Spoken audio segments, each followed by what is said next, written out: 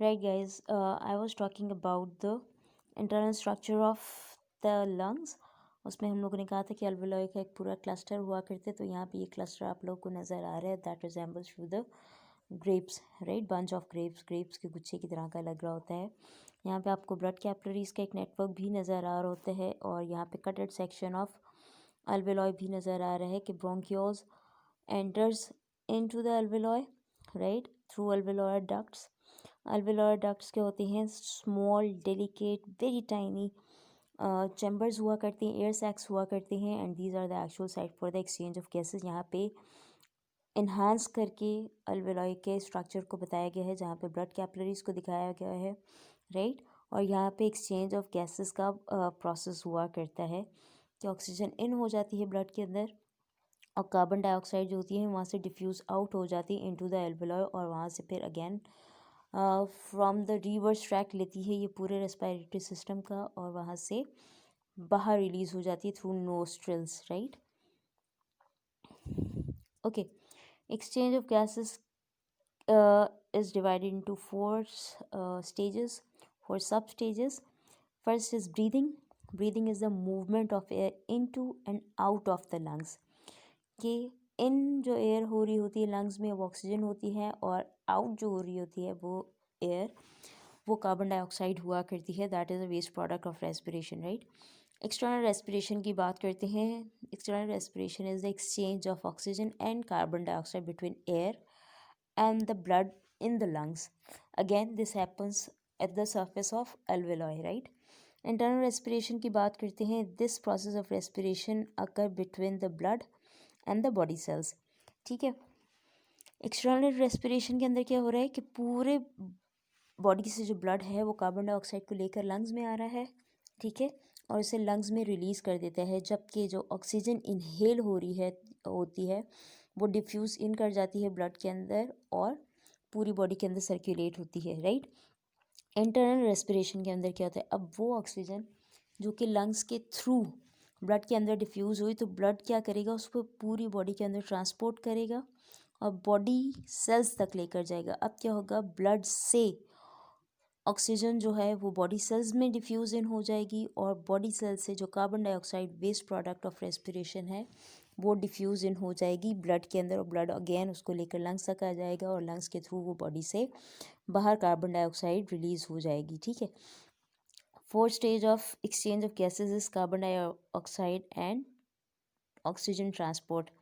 This is the movement of gases between the lungs and the other body parts. इसको अगर broad spectrum में देखते हैं तो हम क्या कह रहे हैं कि ऑक्सीजन जो है वो लंग्स के थ्रू इन होती है बॉडी में, और कार्बन डाइऑक्साइड इन्हीं ऑर्गन्स के थ्रू बॉडी से आउट हो जाया करती है। So actually the exchange of gases between the lungs and the other body parts, right.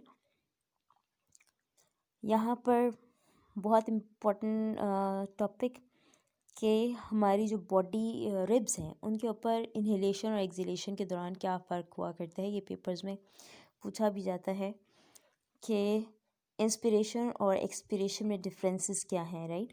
उस वक्त हमारा बॉडी पोस्चर जो है वो किस फॉर्म में हुआ करता है, बॉडी मूवमेंट या रिब्स की मूवमेंट किस तरह से हुआ करती है, राइट।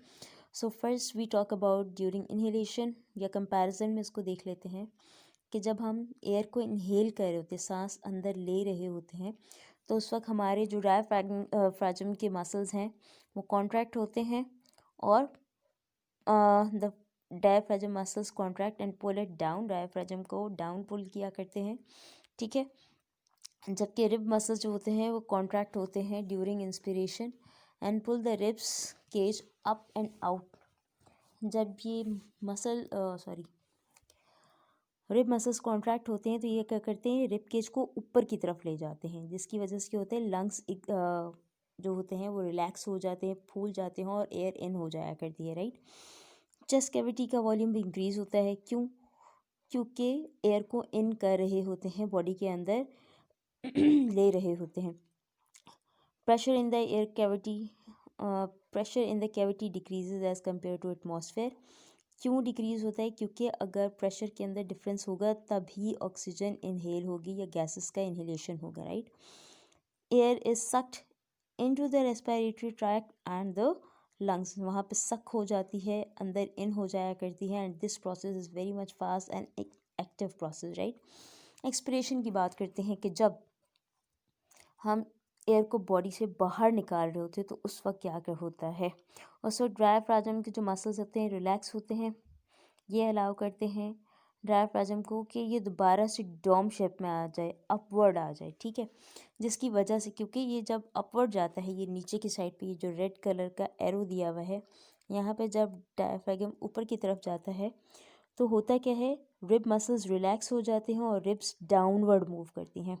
जब ये डाउनवर्ड मूव करती हैं तो लंग्स के ऊपर प्रेशर पड़ता है, और लंग्स के ऊपर प्रेशर पड़ने की वजह से क्या होती है, चेस्ट कैविटी का वॉल्यूम जो होता है या लंग्स का जो वॉल्यूम होता है वो डिक्रीज होता है और एयर का प्रेशर बाहर की तरफ होता है, राइट।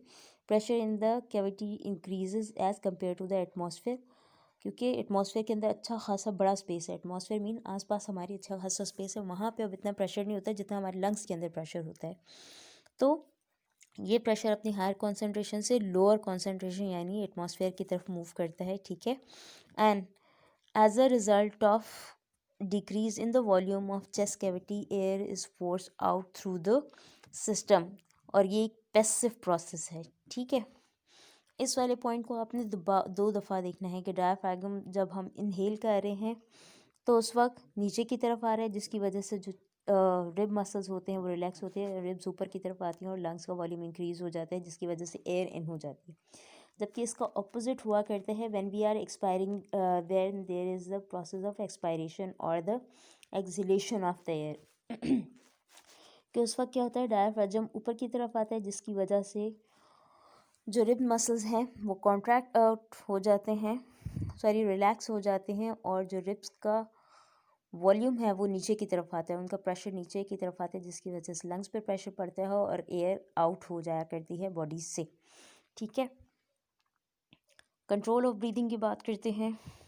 इनवॉलेंट्री हुआ करता है, इसको respiratory centre that is present in the brain, वहाँ से ये कंट्रोल हुआ करता है।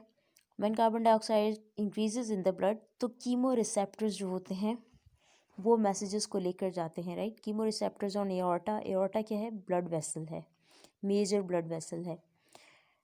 Chemo receptors on aorta and some arteries detect the changes, ये डिटेक्ट करते हैं एओर्टा के ऊपर जो न्यूरॉन्स हैं और मेजर आर्टरीज के ऊपर जो न्यूरॉन्स हैं वो इस चीज़ को सेंस कर लेते हैं, बॉडी के अंदर the concentration of carbon dioxide है वो इंक्रीज हो गई है।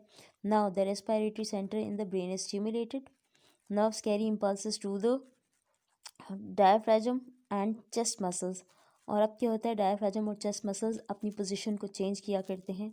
The rate and depth of the breathing is increase and carbon dioxide is lowered in the blood. क्यों? क्योंकि डायफ्राम ऊपर की तरफ होगा, मसल्स रिलैक्स होंगे, हमारी जो रिब्स हैं वो डाउनवर्ड मूव करेंगी, लंग्स के ऊपर प्रेशर बढ़ेगा और ये प्रेशर क्या करता है, कार्बन डाइऑक्साइड को बॉडी से आउट करवा दिया करता है, right. Okay, the next some relevant topic of control of breathing is carbon dioxide and lactic acid that is formed during heavy exercises increases the acidity of blood, क्योंकि जब हम heavy exercise कर रहे होते हैं उस वक्त रेट ऑफ ब्रीथिंग क्या हो जाता है, इंक्रीज हो जाता है, और जो ग्लूकोज होता है उसकी इनकम्प्लीट ब्रेक डाउन होता है और फाइनल प्रोडक्ट क्या बना करती है, लैक्टिक एसिड, रादर देन के उसके अंदर हमारे पास कार्बन डाइऑक्साइड और बाकी पानी वगैरह बने, ठीक है। तो लैक्टिक एसिड फॉर्म हुआ करते हैं जिसकी वजह से ब्लड के अंदर एसिडिटी, लैक्टिक एसिड क्योंकि एसिडिक है, क्यों इसीलिए ब्लड के अंदर जो एसिडिटी होती है, पीएच ऑफ ब्लड जो होती है वो थोड़ी ऑल्टर हुआ करती है, और ये स्टिमुलेट करती है रेस्पिरेटरी सेंटर को कि ये ब्रीदिंग को इंक्रीज़ कर दे, रेट ऑफ ब्रीदिंग को इंक्रीज़ कर दे, ठीक है। सो हम सारी ब्लड प्रेशर की बात करते हैं, ब्लड की पीएच की बात करते हैं, that is relevant to the rate of breathing, right. Rate of breathing जब इंक्रीज होता है, more carbon dioxide is enter into the body, right, और ये एनर्जी प्रोडक्शन प्रोसेस को भी इंक्रीज कर दिया करता है, increase of respiration, increase of inhalation of oxygen, right, या increase in rate of respiration जो है वो, क्योंकि हम एक्सरसाइज करें ज़्यादा एनर्जी चाहिए इसलिए ज़्यादा ऑक्सीजन ली जाती है ताकि रेस्पिरेशन का प्रोसेस या break down of glucose molecules का प्रोसेस जो है वो फास्ट हो सके और more amount of ATP produce हो सके, ठीक है। यहाँ पे कंट्रोल ऑफ ब्रीदिंग की अगेन एक डायग्राम गिवन है, ठीक है। आप इसको भी देख सकते हैं कि इसके अंदर इनवॉलेंट्री मसल्स की बात हुई हुई है, इसके अलावा मूवमेंट ऑफ चेस्ट कैविटी पे बात हुई हुई है। Remaining part of the same topic would be discussed in the next video. Thank you.